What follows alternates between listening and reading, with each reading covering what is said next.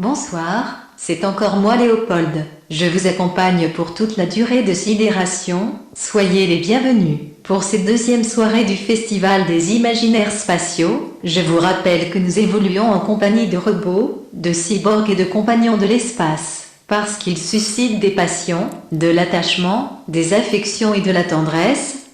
D'ailleurs, notre premier invité va nous parler bien-être dans l'espace, s'affirmer en toute sérénité suite à l'exil terrestre, trouver sa place parmi les autres, réapprendre à connaître son corps en apesanteur, oser dire non. Pamina de Coulon nous propose une prophylaxie sentimentale pour combler un mal de la Terre. Et si les voyageurs spatiaux pouvaient se connecter à un océan des affects humains terrestres, comme une sorte de cyborg rassemblant toutes ses parts d'humanité pour accéder à certaines émotions et les partager? Commençons donc cette soirée sur de bonnes bases, avec une prescription de Pamina de Coulon pour bien vivre un départ sans retour de la Terre.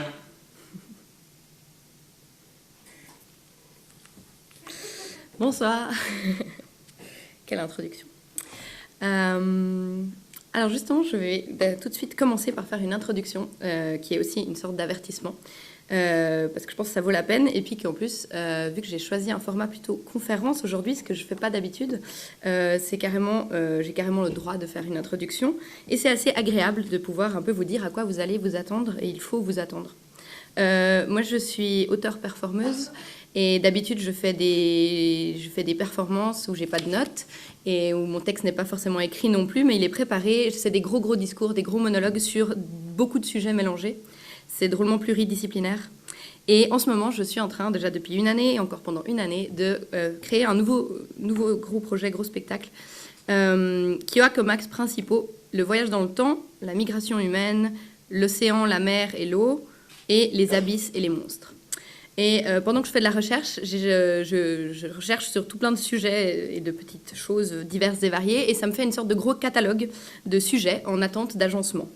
Et alors, j'ai puisé dans certains de ces sujets, justement, pour répondre à la question ouverte du festival sur le compagnonnage spatial. Ce soir, il sera donc question de quitter la Terre. Oui, mais comment ? Et puis, des principaux problèmes que je vois, surtout au niveau relationnel, qui seront posés par le fait de quitter la Terre. Et une fois n'est pas coutume, je vais proposer une sorte de solution, une spéculation, donc un truc que j'ai inventé, qui serait cette prophylaxie qui arrête dans ce titre que j'ai donné, qui est loin par-delà la Terre, prophylaxie. Tout ceci sera parrainé par un concept drôlement compliqué mais génial, qui est le cyborg, comme l'entend la philosophe des sciences Donna Haraway. Et alors justement, ça c'est le côté avertissement. Pour des questions de limite de temps et puis d'ambition démesurée de ma part, je vais être vraiment obligée de faire des gros raccourcis ce soir. Il faudra me faire confiance. Alors, je suis plutôt honnête et j'ai une grande capacité à retomber sur mes pattes. Donc, suivez-moi. Et puis, ayez un peu confiance. Des fois, les pauvres auteurs que je vais citer, eux, vont se retourner dans leur tombe s'ils sont déjà morts. Mais bon. Donc, le cyborg de Donna Haraway, par exemple, c'est vachement dur à simplifier. Mais c'est hyper beau et c'est hyper compact comme pensée. Ça vient d'un livre qu'elle a écrit en 1991-81. Et c'est un chapitre de ce livre. Dans lequel ça y est, mes notes vont dans tous les sens. Voilà, elle envisage le cyborg à la fois comme on l'entend, donc comme une entité mi-organisme vivant, mi-machine, donc un être mélangé mais harmonieux. Mais surtout, en fait, cette image du cyborg, elle le propose de la pensée cyborg. C'est un outil conceptuel pour penser le monde au-delà des dualismes antagonistes habituels. Donc en gros, ce cyborg, c'est un être mélangé mais harmonieux qui n'est pas en contradiction conflictuelle. Son côté machine et son côté organisme vivant ne sont pas en train de constamment se battre. Ça propose d'additionner des contradictions plutôt que de les résoudre. En gros, c'est une fiction qui cartographie notre réalité. C'est une ressource imaginaire qui permet d'envisager. Elle appelle ce chapitre un mythe politique ironique. Ironique parce que l'ironie, ça serait pour elle une tension produite quand on veut faire tenir ensemble des choses contradictoires, incompatibles, qui sont toutefois nécessaires et vraies ensemble. Voilà, donc ça commence déjà par être compliqué, mais vous allez voir, ça va aller.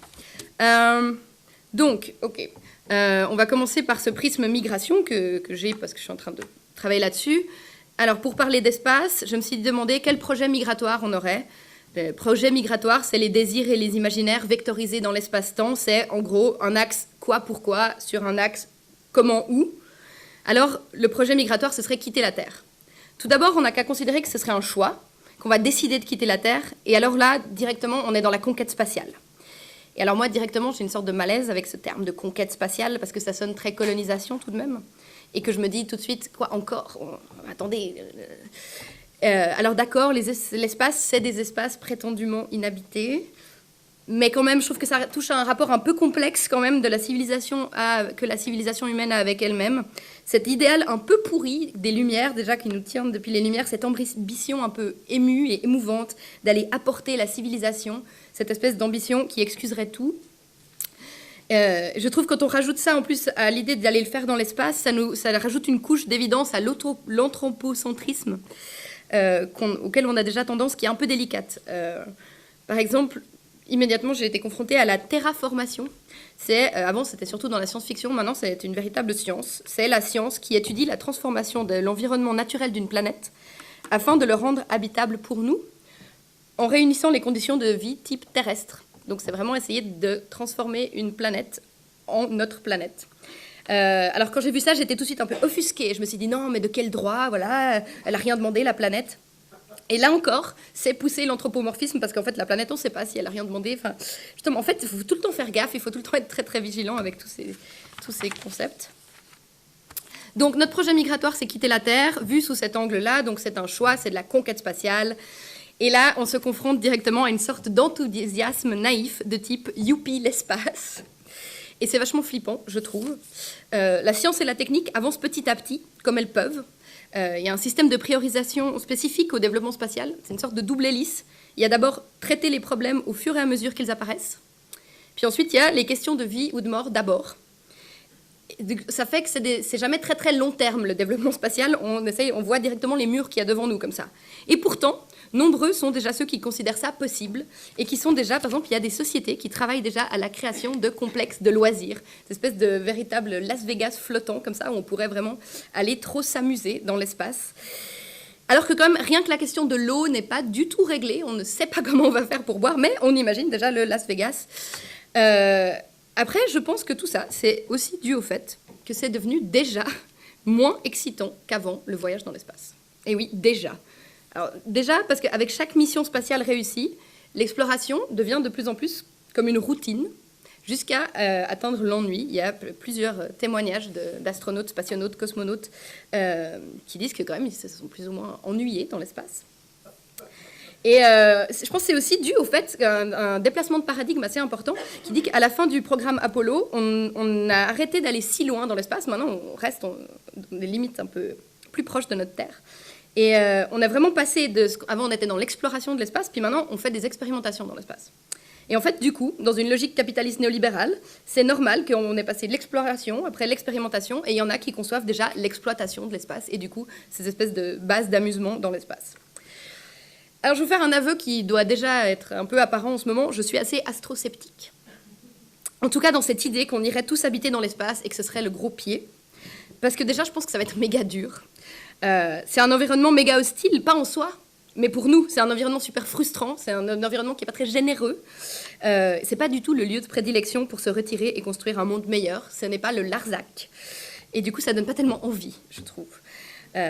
En plus, je peine à croire qu'on ne va pas juste recréer la même société qu'on a maintenant. Alors j'ai peut-être l'impression, je me dis qu'il faudrait peut-être attendre d'avoir une civilisation prête à être digne d'aller être exportée dans l'espace. Mais en même temps, se faire comme si c'était déjà possible, théoriquement, dans la théorie, dans le concept, c'est de la préfiguration. Et ça correspond à un idéal politique anarchiste que j'ai, qui est cette idée de faire déjà coïncider les moyens au but.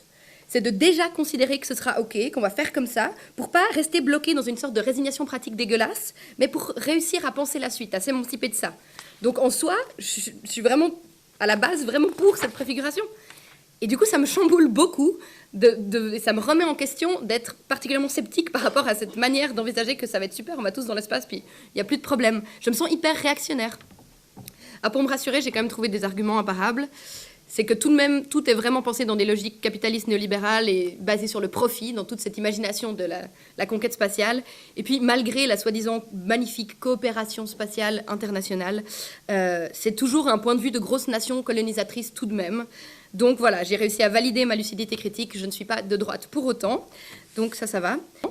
Donc ça va. Mais bref, bon, alors ça, il faut le dire vite, mais surtout au CNES, mais je trouve un peu léger notre niveau de préparation quant à la vie dans l'espace.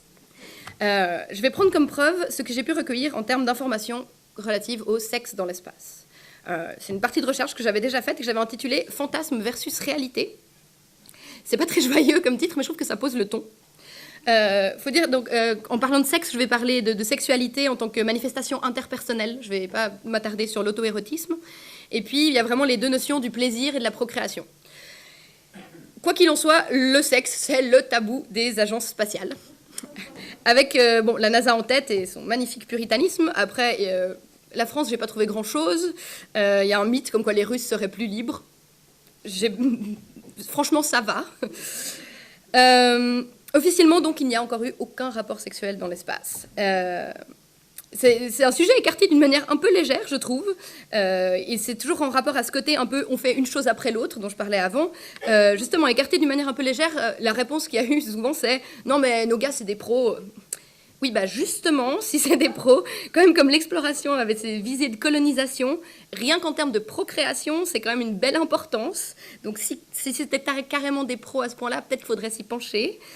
En fait, ce qui se dessine ici en négatif, c'est justement que pour le moment, j'ai l'impression que l'on pense que l'on va toujours pouvoir continuer à se développer sur Terre. 97% du développement spatial est conçu sur ce postulat. Bref, pour le moment, il y a eu des mesures pour éviter le sexe dans l'espace. Pour le moment, au début, on a commencé par envoyer que des hommes, et puis après, on n'envoyait pas des couples mariés. Donc, c'est là encore assez léger comme mesure pour éviter le sexe dans l'espace. Non, et puis il faut faire attention parce qu'on a mis quand même vraiment tellement longtemps à réussir à séparer le sexe, la sexualité de la reproduction. Il faudrait faire vachement gaffe à pas immédiatement les remettre les deux ensemble juste parce qu'on est dans l'espace et essayer de tout repenser ensemble. Heureusement, il y a enfin quelques voix qui s'élèvent pour dire que c'est quand même vachement important aussi en termes de juste sexualité plaisir, sexualité récréative, à un niveau psychosocial. Après, la question c'est, est-ce qu'on y pense ou pas? Est-ce qu'on pense au sexe dans l'espace ou pas? Et c'est assez dur de trouver des témoignages. Là encore, il y a le cosmonaute Laveikin qui a dit « Les préoccupations sexuelles sont de loin pas dominantes dans l'espace. Ce serait juste un chouette supplément. » Après, il dit « Bon, si on commence à envisager des missions de plus de 500 jours, peut-être que ça commence à monter en priorité. » D'autres ont juste dit « Oh, vous savez, c'est pas vraiment un environnement favorable. » Alors, heureusement, on peut toujours compter sur Michael Collins d'Apollo 11 pour venir mettre un peu de folklore dans tout ça. Il a écrit un super mémoire qui s'appelle « Carrying the Fire », où il se voit comme un descendant de Prométhée, comme ça, qui apporte le feu. Et quel feu? Je vais donc vous lire une petite citation de son mémoire. « Imaginez un vaisseau spatial du futur, avec à son bord une équipe de 1000 femmes en direction de Alpha Centauri. Leurs 2000 seins flottant magnifiquement et frémissant à chaque mouvement. Et je suis le commandant en chef.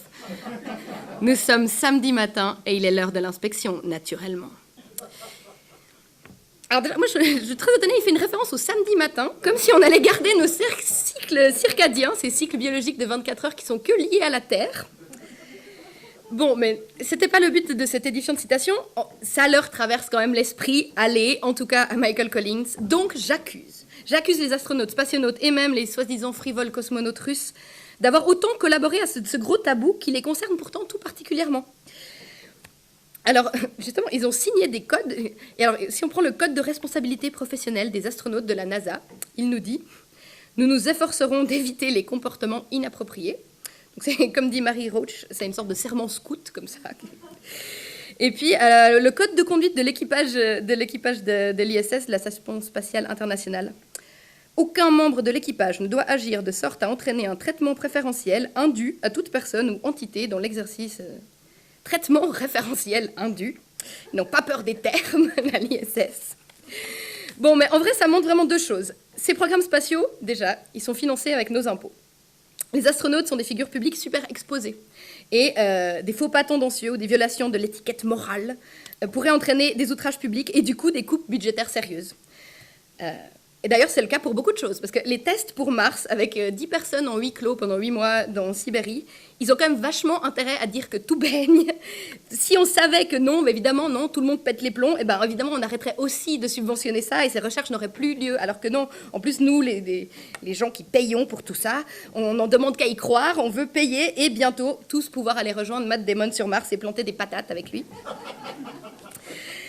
Mais bon, ce que ça démontre surtout, c'est pour moi aussi, c'est que, de nouveau, une preuve, quand même peut-être, que même dans l'esprit des gens qui pratiquent les voyages spatiaux, on est hyper loin des voyages long terme. Ok, bon, alors on va dire qu'on va continuer à faire comme les agences spatiales et prétendre que les spationautes sont des super-humains, hors de tout désir ou tous hormones. Tous hormones, oui, tous hormones. Quoi qu'il en soit, mécaniquement parlant, c'est clairement déjà pas l'éclate le sexe dans l'espace. Il y a de nombreux obstacles. Il y a l'impesanteur, principalement.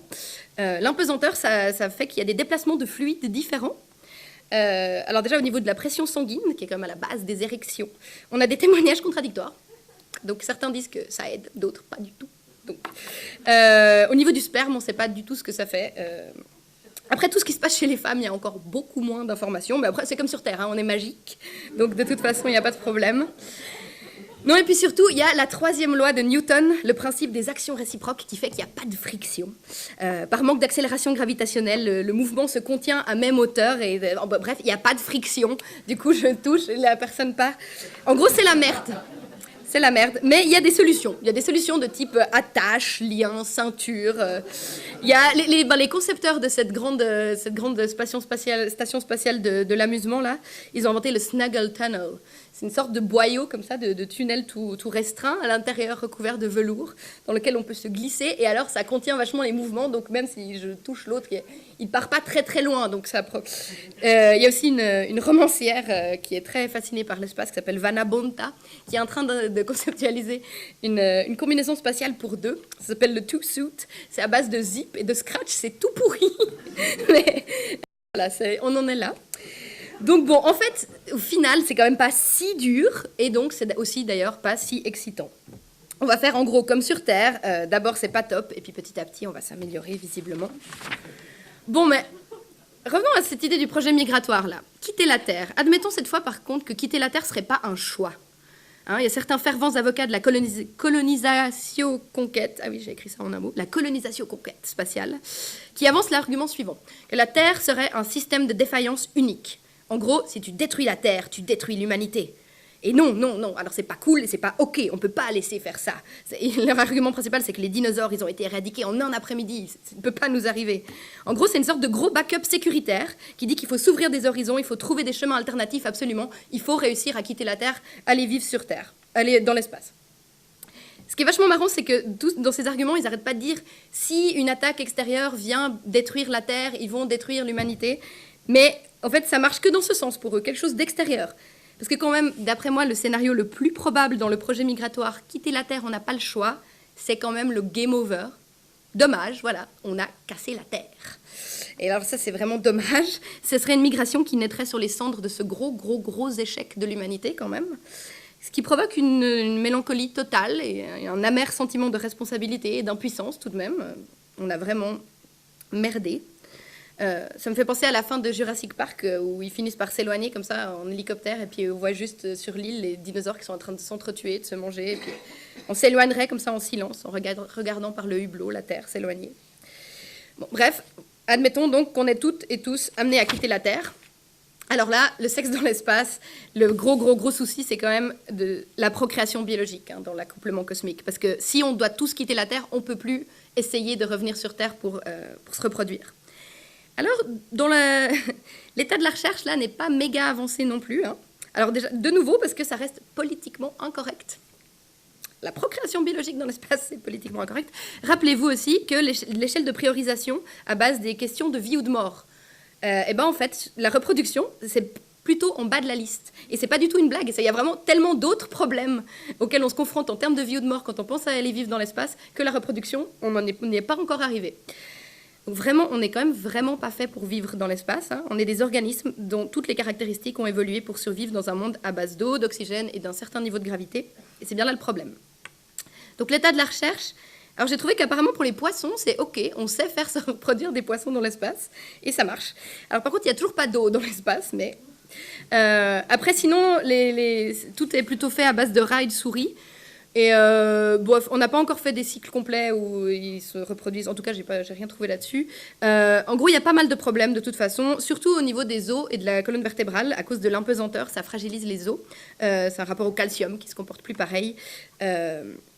D'ailleurs, si on part trop longtemps dans l'espace puis qu'on voudrait revenir sur Terre, si c'était possible, on aurait apparemment besoin d'espèces d'exosquelettes, comme ça, de gros costumes terrestres.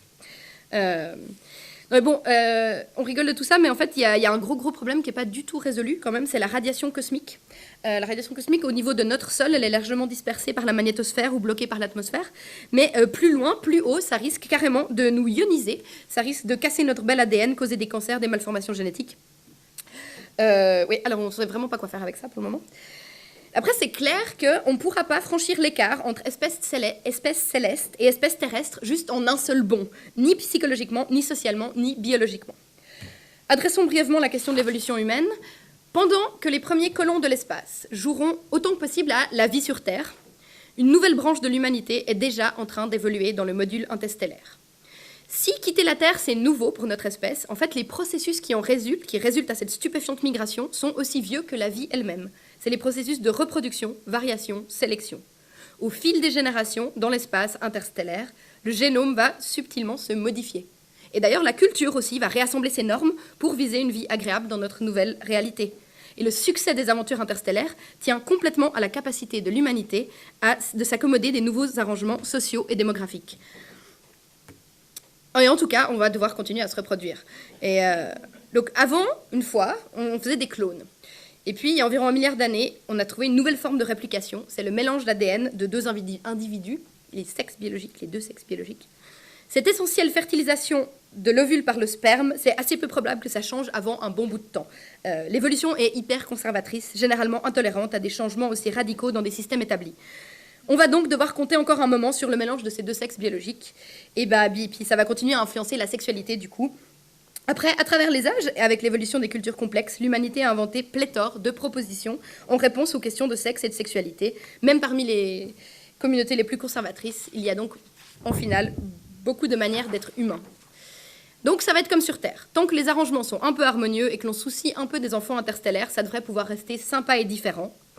Les normes terrestres relatives à tout ça peuvent s'éroder ou se retrancher suivant les cultures à venir. Et puis, on ne peut pas franchement prédire de toute façon, mais qui aurait pu prévoir les changements dans la sexualité entre le XVe siècle et l'Europe moderne, de toute façon. Mais alors, par contre, attention. Les stations spatiales, ça va être des écosystèmes fermés. Il va falloir sérieusement réprimer un des impératifs culturels qui suit la civilisation agricole depuis plus de 6000 ans, celui de faire le plus d'enfants possible. Pour les agriculteurs, les enfants, c'est de la main-d'œuvre. Mais durant la plupart de l'existence humaine sur Terre, les populations étaient quand même strictement régulées pour être proportionnelles aux ressources et aux capacités de leur lieu d'habitation. Et du coup, on va devoir réapprendre des communautés de chasseurs-cueilleurs, ou même apprendre de communautés de chasseurs-cueilleurs encore existantes, et s'inspirer de leurs rites et tabous qui servent à gérer un peu la démographie, en fait. Et puis alors, par contre, quand on aura enfin trouvé une exoplanète à notre goût, et qu'on l'aura terraformée, puis qu'on pourra vivre dessus, il va falloir réinverser la vapeur. Comme nous l'apprend la biologie de la conservation sur Terre, plus une population est nombreuse et moins elle risque l'extinction. Ainsi, on va devoir rechanger tous les détails culturels relatifs au sexe pour refaire un redéplacement démographique. En gros, l'humanité est caractérisée par le changement, même si ça prend du temps. Et c'est quand même une super nouvelle. Au fil des millénaires, nos comportements se sont dissociés petit à petit de notre biologie. C'est un méga atout adaptatoire qui permet beaucoup de variations sur le long terme et qui nous aide surtout à proactivement s'adapter à des nouvelles conditions par notre esprit, plutôt que par notre corps en réaction à quelque chose. Donc bon, quand même, récréatif ou reproductif, le sexe va continuer à exister, et puis la solution, ça va être d'avoir plusieurs solutions, comme sur Terre. Alors après, cool, très bien. Comment est-ce qu'on va faire pour favoriser tous ces changements culturels nécessaires là ? Parce que la question des relations là, dépasse vraiment le domaine du sexe. Toutes les relations sociales deviennent hyper cruciales à partir du moment où on est tous dans l'espace. Et là aussi, malheureusement, la préparation est un peu légère pour l'heure. Déjà, si on a cette hypothèse qu'on y va toutes et tous, pour le moment, dans l'espace, on a quand même une sorte de gros profil type normatif que j'appelle les psychorigides dans l'espace. Ils m'excuseront. Mais bon, c'est déjà bien, hein, les psychorigide dans l'espace, parce qu'avant, avant, avec les pionniers, avec Mercury et comme ça, c'était des sortes de gros égos, des têtes brûlées, arrogantes. Maintenant, l'homme idéal, voilà, il est plus sensible, fair-play, à l'écoute, fuyant le conflit, il est empathique. Comme dit de nouveau Marie Roach, qui est quand même assez drôle, elle dit que l'homme idéal dans l'espace, maintenant, c'est Richard Gere dans Night in Rodante. Mais bon, en fait, c'est cool, hein, c'est déjà... Parce que c'est pas partout qu'on s'est débarrassé de cette espèce de gros modèle du succès ultra viril, narcissique, machiste. Mais bon, c'est pas vivable à long terme non plus d'avoir que ces gens-là, et puis on n'a pas du tout le temps de tous changer nos tempéraments. Moi, par exemple, je vis vraiment très facilement dans le conflit. Donc bon, ça fout vraiment les boules de se dire qu'on va être tous dans l'espace comme ça. Je crains qu'il nous manque un truc essentiel pour des relations épanouies. Et en fait, ce truc qui nous manque, c'est notre identité terrestre commune. C'est une sorte de grosse évidence, on n'y prête plus du tout attention. C'est notre gros point commun numéro 2 à toutes et tous. Notre point commun numéro 1, c'est d'être des humains. Notre point commun numéro 2, c'est d'être sur Terre. Et je postule que c'est des bases inconscientes hyper importantes dans nos relations, en fait. C'est déjà un terrain qui nous lie. Et alors, fatalement, on va peu à peu perdre tout ça dans l'espace, et on va finir par assister impuissant à l'étiolement de notre substance commune. Et on va peut-être finir par se perdre de vue. Et ce ne serait pas la première fois, et c'est hyper fatal. J'en veux la tragique parabole de l'effondrement des civilisations du Pacifique. En gros, l'île de Pâques. L'île de Pâques, ils avaient plein d'arbres, et ils étaient très forts pour faire des grandes pirogues et aller très très loin. Et puis petit à petit, ils ont coupé les arbres. Puis au bout d'un moment, ils n'avaient plus d'arbres assez grands pour faire les grandes pirogues. Donc ils ne pouvaient plus aller si loin du tout. Ils ont commencé à pêcher que autour d'eux. Puis petit à petit, un jour, ils ont coupé le dernier arbre. Bref, alors déjà, l'île de Pâques, voilà, ils se sont refermés sur eux. Puis il y avait aussi les îles voisines de l'île de Pâques, qui, eux, n'avaient pas autant d'arbres, mais il y avait les gens de l'île de Pâques qui venaient avec les grosses pirogues, et ils faisaient du troc, et ça marchait bien, tout ce petit système. Le jour où les gens de l'île de Pâques ne pouvaient plus venir, les îles voisines, ils se sont dit, ils ne savaient pas ce qui se passait. Et on a vu que les gens ont commencé à habiter de plus en plus proche de la plage. Ils venaient, ils attendaient les grandes pirogues, et les grandes pirogues ne sont plus jamais venues. C'est quand même vachement triste. Et du coup, voilà, alors on va assister à l'étiolement de notre substance commune comme ça. Ce qui était surtout une appartenance géographique, cette identité terrestre commune, il faut absolument qu'on la transforme en une appartenance politique et affective. Comment ? C'est plus facile à dire qu'à faire. C'est ici que je propose ma spéculation. La spéculation de l'océan de l'affect. C'est un cyborg. C'est un nuage. C'est une prophylaxie. C'est un cyborg en ce que c'est à la fois une machine et un organisme. Et on va dire qu'on l'a construit, mais aussi il s'est un peu autogénéré. Il est arrivé. C'est une sorte de nuage de rémanence de nos liens et affects terrestres. Il y a tout ça, il y a tous nos liens et affects terrestres, tout ce qu'on a fait, tout ça, c'est tout dans cette espèce de nuage. Et c'est une prophylaxie. La prophylaxie, c'est donc ce processus actif ou passif qui a pour but de prévenir l'apparition, la propagation ou l'aggravation d'une maladie, comme l'étiolement d'une substance commune, par exemple. C'est dur l'océan de l'affect.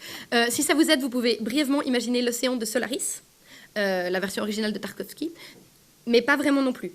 Surtout, ce qui est dur dans l'océan de l'affect, c'est que c'est un cyborg, et c'est dur de poser des nouvelles valeurs sur l'image de cyborg. Cyborg, on imagine tout de suite cette espèce de robot-là, cet homme-machine. Justement, il faut le penser à la manière de Haraway, c'est quand même vachement plus vaste. Une clé, peut-être, c'est justement cette phrase « La limite entre ce qui est physique et ce qui ne l'est pas est très imprécise ». Et tout se joue justement dans cette imprécision-là. C'est cette imprécision qui rend tout possible. Donc cet océan, il sera aussi dans l'espace, avec nous.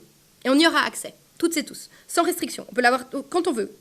Il est là, et on va dire que si on veut y avoir accès, on peut y avoir accès. Et il traverse tout. Et il traverse tout, sauf nous. Nous, on se baigne dedans.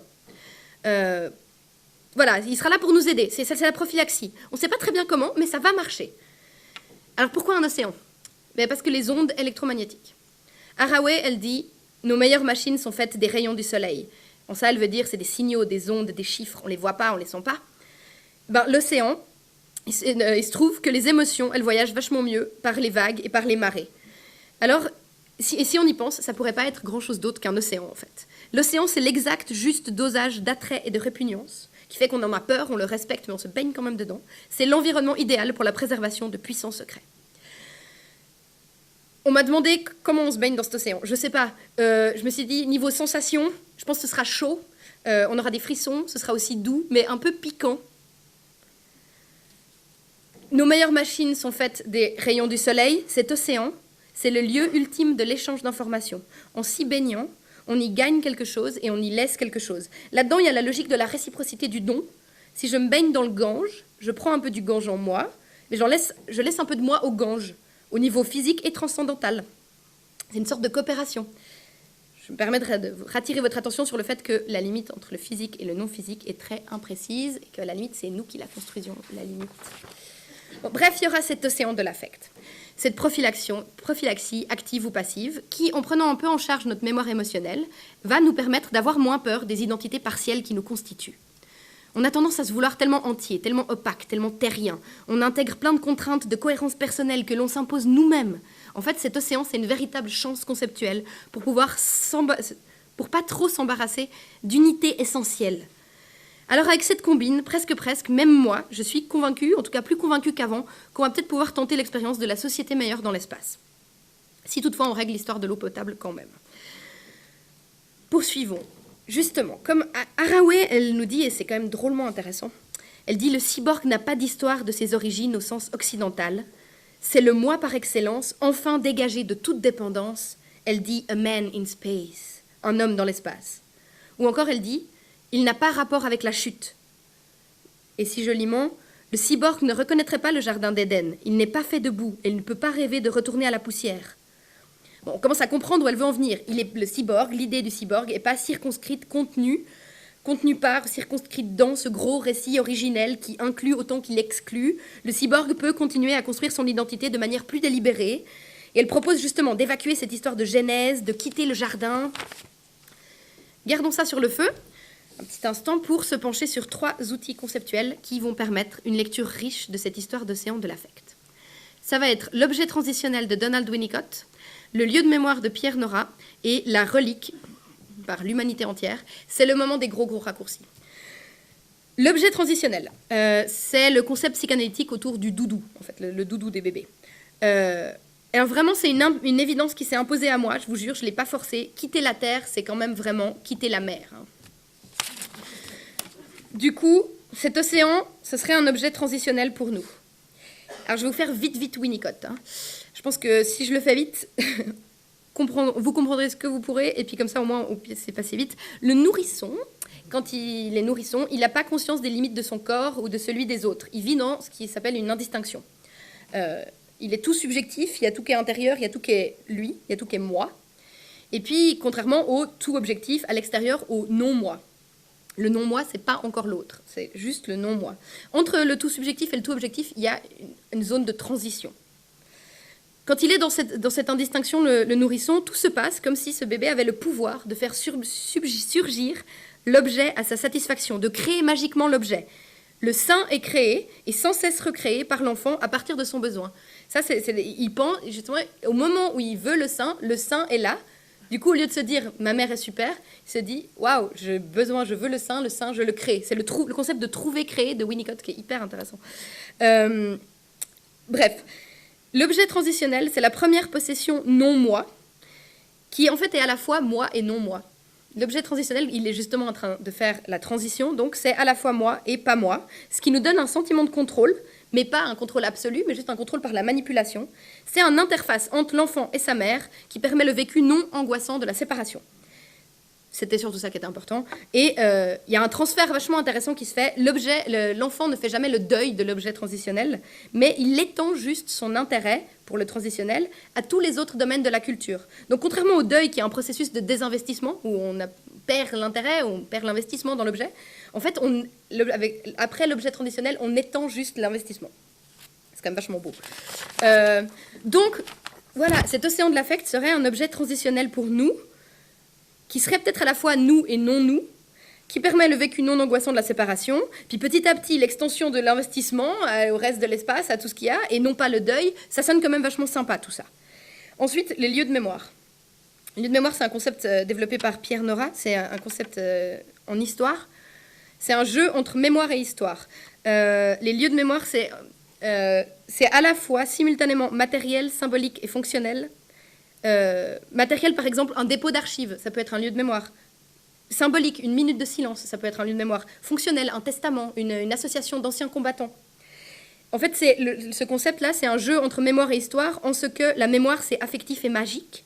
Ça se nourrit de souvenirs flous, alors que l'histoire, c'est une opération intellectuelle, laïcisante, qui appelle l'analyse et le discours critique. La mémoire, c'est la vie, parce que c'est toujours porté par des groupes vivants, et à ce titre, c'est en permanente évolution, et ça n'a pas de problème avec ses propres contradictions. La mémoire, c'est un lien vécu au présent éternel, alors que l'histoire, c'est une représentation du passé. Le lieu de mémoire, c'est non plus une genèse, mais c'est le déchiffrement de ce que nous sommes à la lumière de ce que nous ne sommes plus. Les lieux de mémoire sont des objets en abîme, et l'océan de l'affect, je pense que c'est un lieu de mémoire. Et finalement, on a la relique, qui est en soi un peu en conflit avec les lieux de mémoire, mais c'est pas grave, parce que j'ai le droit de mélanger les choses. Déjà, métaphoriquement, la relique, c'est prendre une partie pour le tout. Et ça tombe bien, parce qu'on va pas pouvoir tout prendre dans l'espace, donc c'est déjà pratique, comme ça fait partie des choses qu'on peut mettre dans la valise, une relique. Et puis, ça apporte un peu de matière. Une relique, c'est justement jamais un concept ou une idée. C'est étonnant, il faut toujours que ce soit un truc qu'on peut toucher, parce que ça permet un possible transfert de la sacralité du corps saint sur le dévot. En allant voir, en allant toucher une relique, on peut essayer d'envisager d'avoir de la sacralité. Puis surtout, ce qui est vachement cool chez la relique, c'est que chaque parcelle conserve la charge sacrale primitive. Ça s'use pas. Ça perd pas de son pouvoir, une relique. Sauf si on décide qu'il n'y a plus de pouvoir. Mais sinon, ça garde du sacré. Et ça, c'est vachement intéressant à prendre dans l'espace aussi et à injecter dans l'idée de l'océan de l'affect pour le concevoir, qui a aussi un peu de cette partie du sacré qui ne se perd pas. Et alors là, l'océan ne nous servait pas qu'à avoir des bonnes relations. Il était aussi en train de nous aider à quitter la mer nourricière, à nous émanciper en quelque sorte de Pachamama. Et est-ce que vous l'aviez vu venir? Parce que moi, pas. Et que se faire surprendre par ses propres constructions, c'est quand même bien la preuve qu'il y a quelque chose qui se passe. Et puis alors là, justement, on arrive à quand même une super belle friction, une sorte de zone érogène entre les propositions de Haraway et notre projet migratoire de quitter la Terre. Parce que quitter la Terre, c'est quand même vraiment quitter le jardin. Mais vraiment, c'est plus une métaphore, c'est plus qu'une métaphore, et c'est plus un récit mythologique seulement. Donc quand elle nous dit de quitter la Genèse, de s'émanciper de ce truc, on va littéralement quitter le jardin en quittant la Terre, et on va enfin pouvoir commencer à imaginer ce qu'il y a après le jardin. Comme Neil Young le dit, le roi de la spéculation Neil Young, dans sa chanson « After the Garden », on va pouvoir commencer à se demander et à préfigurer qu'est-ce qu'il y a après. Et peut-être c'est à ce moment-là qu'on peut enfin avoir un rapport sain avec la Terre. C'est quand même un super intérêt de la migration spatiale. Et puis, on va pouvoir se concentrer sur cette belle substance commune qu'on a là, et puis en prendre un peu soin. Et pour ça, il faudrait garder le contact, justement. Essayer de garder le contact, faire gaffe, parce que justement, faire gaffe à pas plus jamais pouvoir faire les grandes pirogues. Alors, pour éviter ça, je vous propose vite fait une sorte de deuxième prophylaxie. Et c'est la grande fête des enfants de la Terre. C'est tous les 10 000 ans, on va dire, le regroupement de nos destinées à tous. On va créer cette sorte d'autres lieux de mémoire particuliers. Il y a certains événements qui deviennent aussi des lieux de mémoire. C'est les événements où il ne se passe pas grand-chose, mais immédiatement, ils sont chargés d'un sens lourdement symbolique et qui sont en eux-mêmes, à l'instant de leur déroulement, comme leur commémoration anticipée. Alors, moi aussi, je vais faire de nouveau de la préfiguration. On s'en fout des détails pratiques parce que je ne sais pas très bien comment on organise la fête des enfants de la Terre. Mais en fait, justement, en plus, je l'appelle ça, c'est pas pour rien que j'appelle ça la fête des enfants de la Terre, parce que ça me rappelle un livre, c'est une saga littéraire, Les enfants de la Terre, qui se passe à la préhistoire. Et il y a tout un tome, 1500 pages, qui se passe seulement, c'est un grand rassemblement de tout plein de tribus qui passent un été ensemble. Et c'est jamais expliqué comment ils savent qu'ils doivent se retrouver et comment ils savent où ils doivent se retrouver. Mais ils se retrouvent et c'est hyper exaltant. Du coup, je vous invite à essayer de concevoir cette grande fête des enfants de la Terre.